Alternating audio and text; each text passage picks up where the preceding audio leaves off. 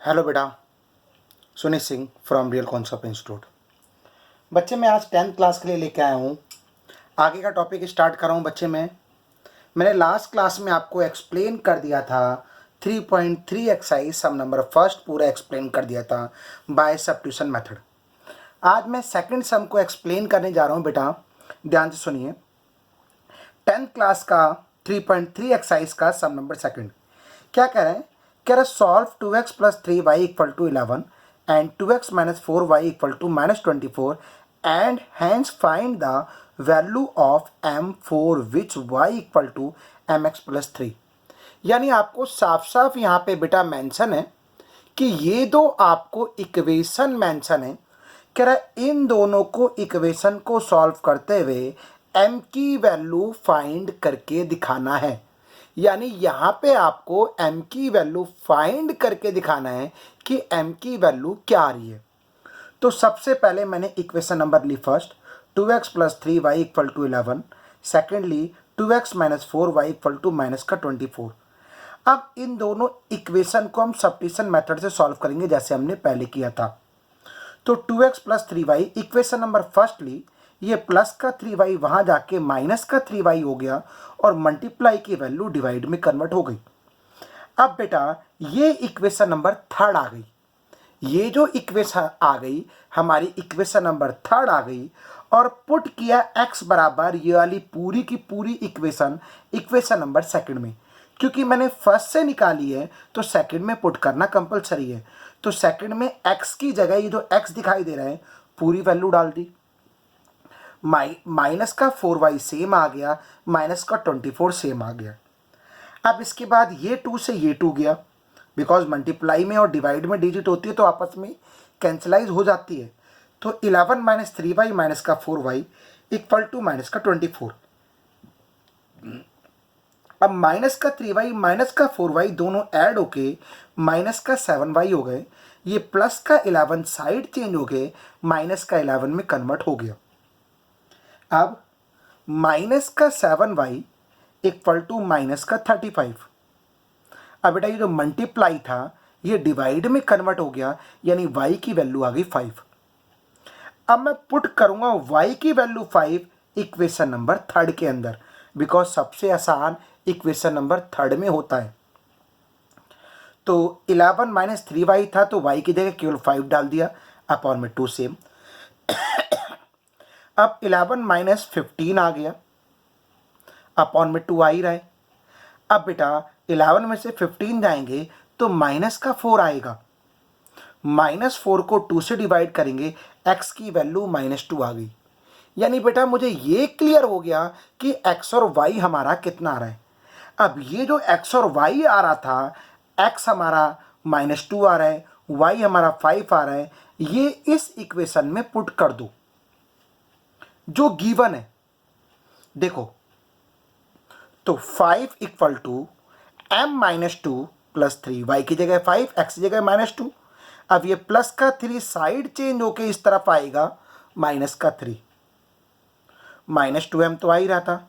अब 2 upon minus का 2 multiply divide में आएगा, यानी m की वैल्यू -1 आ गई। फाइनल आंसर आपके सामने।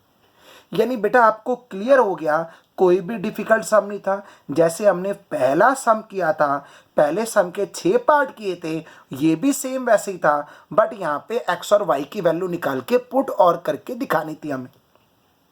अब इसके बाद आता हूँ मैं सम नंबर सेकंड की तरफ। बच्चे सेकंड सम से आपको जो सम दिया है वो लैंग्वेज प्रॉब्लम सम है। यानी आपको सबसे पहले लैंग्वेज को पढ़ना है, फिर उसके अकॉर्डिंग इक्वेशन बनानी है, फिर उसके बाद सॉल्व करके दिखाना है। जैसे कह रहा है the difference between 2 number is 24। कह रहा है किन्हीं दो नंबर का डिफरेंस जो है 26 है, and 1 number is 3 times the other number. कह रहा है जो पहला नंबर है वो दूसरे नंबर से 3 गुना है, या फिर ये मान लो दूसरा नंबर जो है वो पहले नंबर से 3 गुना है। क्योंकि यहाँ पे ये नहीं बोल रहा कौन सा नंबर 3 गुना है, पहला है कि दूसरा है, तो कोई भी आप लैड कर सकते हो। तो मैंने लैड किया फर्स्ट नंबर x, तो सेकंड नंबर कितना आ गया, y आ गया। अब अकॉर्डिंग टू क्वेश्चन कह रहा है पहला नंबर जो है दूसरे नंबर से 3 गुना है, यानी y को 3 से मल्टीप्लाई कर दूं और x के बराबर रख दूं तो बोथ आर इक्वल। क्योंकि यहां पे एक नंबर दूसरे नंबर से 3 टाइम्स है और आपको कह रहा था इन दोनों का डिफरेंस जो है 26 आ रहा है, यानी x माइनस वाई बराबर 26। अब बेटा यहां पे इक्वेशन थर्ड बनाने की जरूरत नहीं है, क्योंकि हम इक्वेशन थर्ड जब बनाते हैं जब हमें x की वैल्यू निकालनी होती है। और बेटा यहाँ पे देखो पहले से इक्वेशन नंबर फर्स्ट में x की वैल्यू निकल रही है, यानी इक्वेशन नंबर फर्स्ट जो है वही हमारी इक्वेशन नंबर थर्ड के बराबर है। तो सीधा मैंने पुट किया x बराबर 3y in equation number second में, तो x की जगह 3y आ गया, माइनस वाई आएगा ही आएगा, इक्वल टू 26 आएगा। 3y में से 2y y जाएगा, 2y equal to 26 multiply divide में कन्वर्ट हो गया, यानी y की वैल्यू कितनी आ गई बेटा 13। अब पुट किया y बराबर 13, इक्वेशन नंबर फर्स्ट में डाल दो, सेकंड में भी डाल सकते हो बट फर्स्ट आसान है। तो x की वैल्यू 3 मल्टीप्लाई बाय 13 यानी x बराबर 39। इसका मतलब फर्स्ट नंबर आ गया 39 एंड सेकंड नंबर आ गया 13। बेटा अगर किसी को कोई भी दिक्कत हो तो डिस्कस जरूर कर लेना आप मेरे से, ठीक है बच्चे। बाकी इसके बाद मैं अगले सम की तरफ आ रहा हूं। कह रहा था larger of to supplementary angle exceed the smaller by 18 degree. कह रहा दो सप्लीमेंट्री एंगल है, कह रहा जो बड़ा एंगल है वो छोटे एंगल से 18 डिग्री ज्यादा है, फाइंड देम। तो कह रहे वो एंगल कौन से। तो सबसे पहले लैड किया मैंने, जो बड़ा एंगल है वो x है और जो छोटा एंगल है वो y है, यानी मैंने बड़ा एंगल x लैड किया और छोटा एंगल मैंने लैड किया y। अब अकॉर्डिंग टू क्वेश्चन कह रहे बड़ा एंगल छोटे एंगल से 18 ज्यादा है, यानी मैं अगर छोटे एंगल में 18 ऐड कर दूं तो बड़े एंगल के बराबर आ जाएगा। तो छोटा एंगल आपको दिया है y में 18 ऐड किया तो बड़े एंगल के बराबर आ गया अकॉर्डिंग टू क्वेश्चन, यानी ये इक्वेशन नंबर फर्स्ट आ गई। अब कह रहा है both angle are supplementary angle.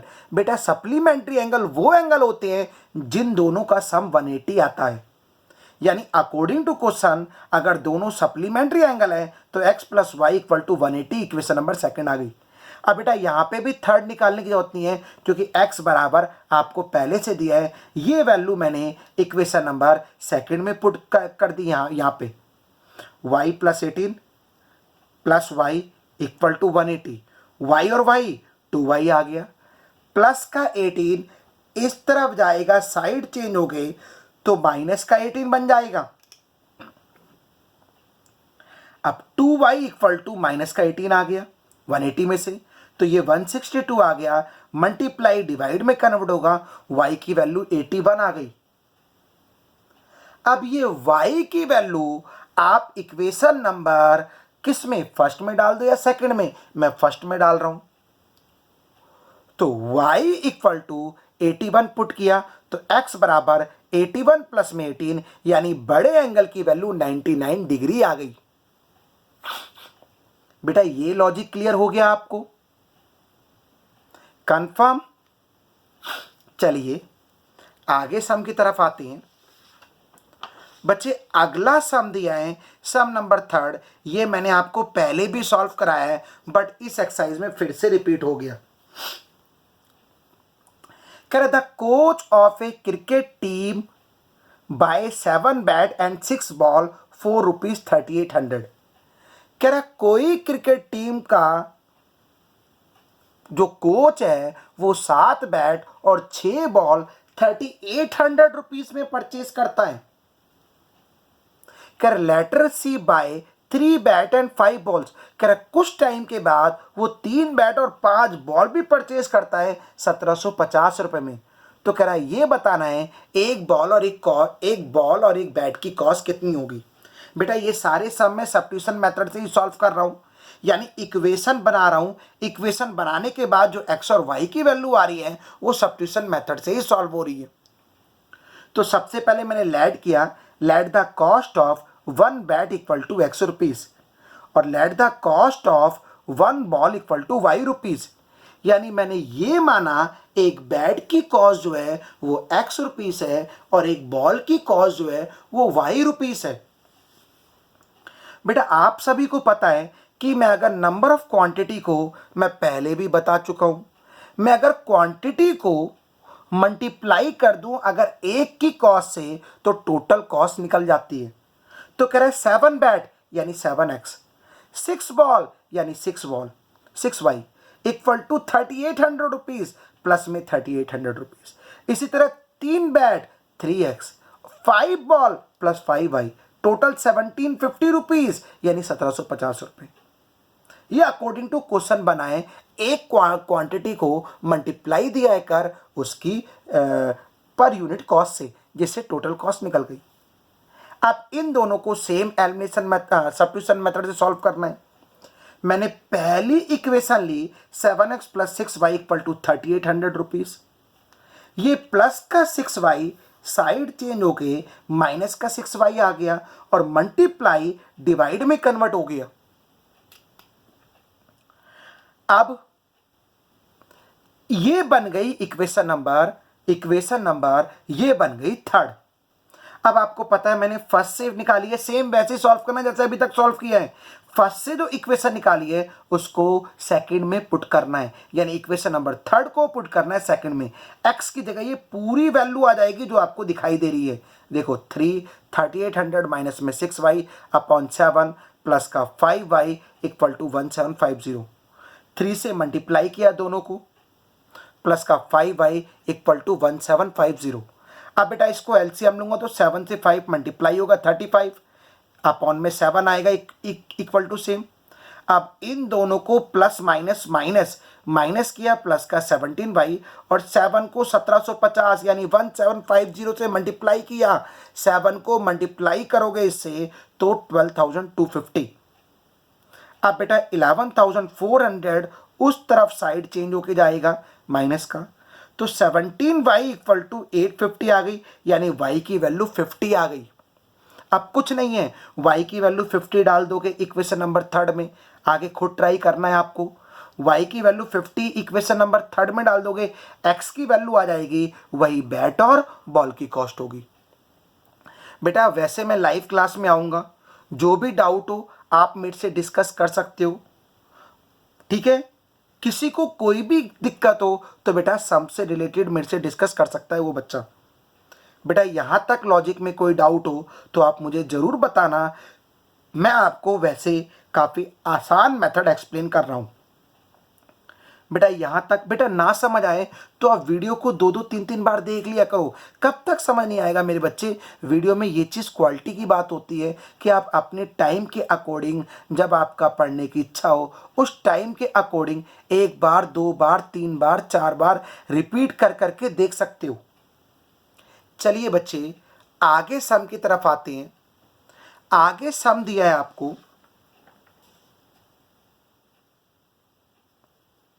the taxi charges in a city consist of a fixed charges together with the charge for the distance cover for। कह रहा है आपको the taxi charges in a city consist of a fixed charge together with the charges for the distance cover for a distance of 10 kilometre charges paid 105 rupees. कह रहे एक taxi के 2 type के charge हैं, एक चार्ज आपको दिया है फिक्स और एक चार्ज दिया है आपको पर किलोमीटर। कह रहे टैक्सी ड्राइवर अगर 10 किलोमीटर जाता है तो 105 रुपये चार्ज करता है, and for a journey 15 kilometre the charges paid 155।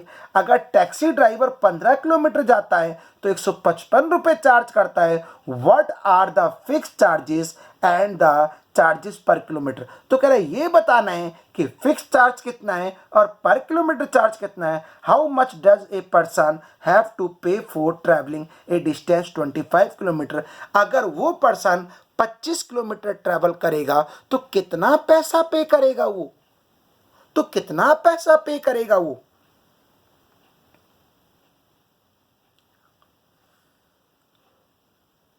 तो सबसे पहले मैं क्या काम यहां पे करूंगा यानी जो भी सम आपको दिया है,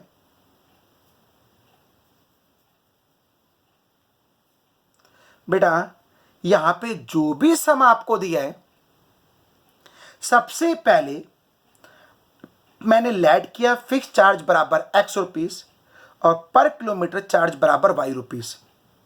तो बेटा फिक्स चार्ज जो पे करना है 10 किलोमीटर का चार्ज 10 वाई, टोटल रुपीस 105 रुपए अकॉर्डिंग टू फर्स्ट पॉइंट। कह रहा है 15 किलोमीटर के 155, फिक्स चार्ज जो पे करना है 15 किलोमीटर का 15 वाई चार्ज इक्वल टू 155 रुपए। अब सेम दो इक्वेशन बन गए, फिक्स चार्ज तो पे करना है, जितने किलोमीटर जाएगा उतने का और चार्ज पे कर दोगे। ठीक है, 25 किलोमीटर जाता है तो 25 वाई। अब अकॉर्डिंग टू क्वेश्चन आप इक्वेशन नंबर फर्स्ट से प्लस 10 वाई वहां जाके माइनस का 10 वाई, इक्वेशन थर्ड आ गई। अब बेटा ये वही सॉल्व किया है जो अभी तक। अब मैंने ये वैल्यू डाल दी है इक्वेशन नंबर सेकंड में, 105 तो आएगा ही आएगा, माइनस का 10 वाई ये आ गया ना एक्स की जगह, प्लस 15 वाई तो आ ही रहा है, ये रहा इक्वल टू 155। ये 105 उस तरफ जाएगा माइनस का, और 15 में से 10 जाएगा 5 वाई, और ये 50 आ गया मल्टीप्लाई डिवाइड में कन्वर्ट हो गया, यानी x की वैल्यू कितनी आ गई, 10 रुपीस आ गई। अब मैंने y की वैल्यू 10 रुपीस आ गई, पुट किया y बराबर 10 इक्वेशन नंबर थर्ड में, तो 105 माइनस 10 इंटू 10 यानी 105 माइनस 100 इक्वल टू 5 रुपीस। यानी आपको पता लग गया कि जो फिक्स चार्ज है वो 5 रुपीस है, और 1 किलोमीटर का चार्ज जो है वो 10 रुपये के हिसाब से। बट मुझे चाहिए था 25 किलोमीटर, आधा आंसर आ गया, यानी फिक्स और पर किलोमीटर चार्ज पता लग गया। बट कह रहा है 25 किलोमीटर का चार्ज क्या होगा, तो 25 किलोमीटर का चार्ज होगा x प्लस में 25y। If travelling A distance 25 kilometre, यही आएगा 25 किलोमीटर का, यही आएगा, x की जगह 5, y की जगह 10। ये तो अभी सॉल्व किया था, ये 250 आ गया, ये 5, यानी 25 किलोमीटर का 255 रुपीस पे करने होंगे। बेटा आगे सम क्या दी है, कह रहा है a fraction become 9/11 if 2 is added to both the numerator and the denominator. कह रहा है कोई भी फ्रैक्शन 9/11 जब आ जाएगा अगर दोनों में 2-2 ऐड कर दिया जाए तो। ठीक है, कह रहा है and the denominator it become 5/6। कब आएगा ये, a fraction become 9/11 if 2 added to both the numerator and denominator it's become 5/6। बेटा ये क्वेश्चन थोड़ा सा इनकम्प्लीट हो गया, मैं इसे आपको प्रॉपर एक्सप्लेन लाऊं कर। कह रहा है इसके बाद बेटा इसमें एक लाइन आपको मैंने शायद स्किप देकर, कह रहा है a fraction become 9/11 if 2 edit both the numerator and dominator. कह रहा है और आपको दिया है कि वो फ्रैक्शन 5/6 आ जाएगा अगर दोनों में 3-3 ऐड कर दिया जाए। फिर से सुन लो बेटा, क्वेश्चन इनकम्प्लीट लिखा है मैंने। अगर 2 ऐड किया जाता है नोमिनेटर एंड डोमिनेटर में, आप बुक में देख लेना समझिए, तो 9/11 आएगा, और अगर 3 ऐड किया जाता है, वो लाइन स्किप हो गई, तो 5/6 आएगा। तो ये कह रहा है बताना है फ्रैक्शन नंबर क्या होगा। तो लैड किया नोमिनेटर की वैल्यू x, डोमिनेटर की वैल्यू y, तो फ्रैक्शन आ गया x/y। फ्रैक्शन का मतलब x/y होता है। आपको यहां पे साफ साफ दिया है कि पहले 2-2 ऐड हो रहा है दोनों में, नोमिनेटर में भी और डोमिनेटर में भी, फिर दोनों में 3-3 ऐड हो रहा है, 2-2 ऐड हो रहा है तो 9/11 आ रहा है, 3-3 वाली लाइन स्किप हो गई है। बेटा मैं फिर से बोल रहा हूं, उस केस में 5/6 आएगा। चलिए, तो अकॉर्डिंग टू क्वेश्चन आपको फ्रैक्शन नंबर दिया था x/y। कह रहा है दोनों में 2-2 ऐड किया, +2 तो 9/11 आएगा। Cross multiply 11x plus 22, 9y plus 18, ये प्लस का इस तरफ आके माइनस का 9y, प्लस का 22 इस तरफ माइनस का 22, 11x minus 9y equal to minus का 4, इक्वेशन नंबर फर्स्ट।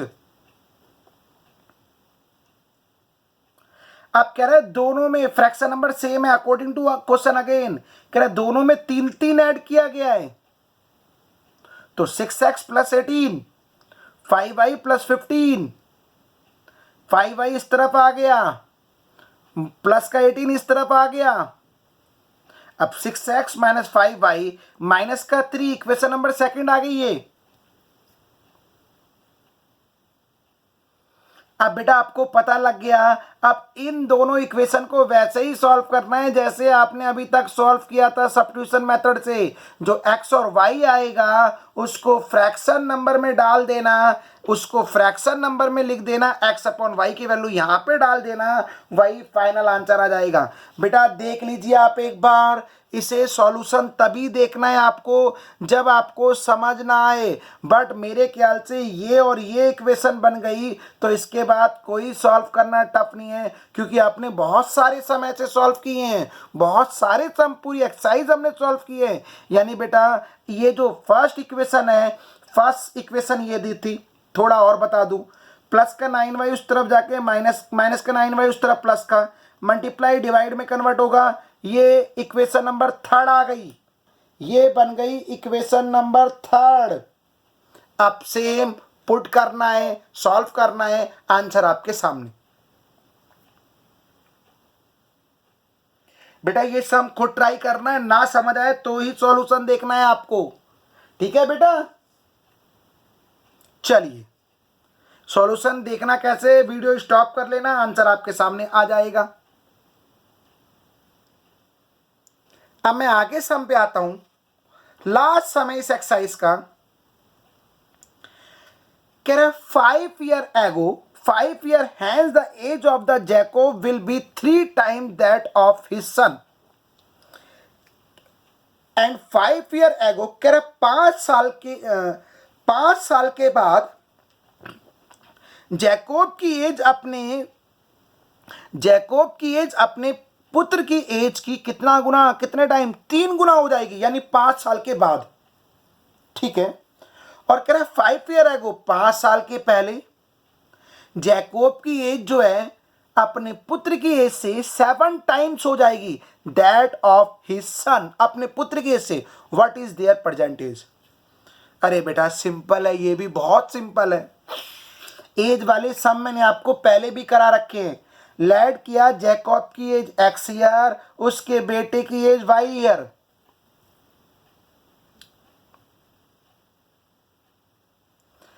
कह रहे आफ्टर 5 ईयर, 5 साल के बाद, 5 साल के बाद दोनों की एज प्लस होगी, बढ़ेगी।